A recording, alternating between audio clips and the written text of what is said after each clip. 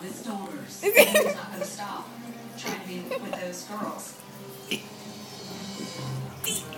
On Friday morning, February 15th, 2002, Alan and Tara went to Birmingham, rented a car at the airport, and drove to their lawyer's office.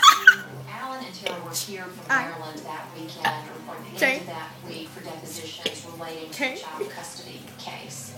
Jessica and her attorney were there for the depositions too.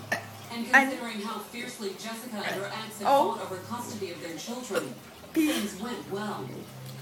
When they concluded that, they made arrangements for Alan and Tara to pick up the children at Jessica's house in Mississippi. The place parents outside Atlanta. It's 2.5 to 3 hour drive, depending on how many stops they make for food. W. So we would expect them around 9 o'clock. But as the night wore on, the Bates hadn't heard from Alan and Tara at all.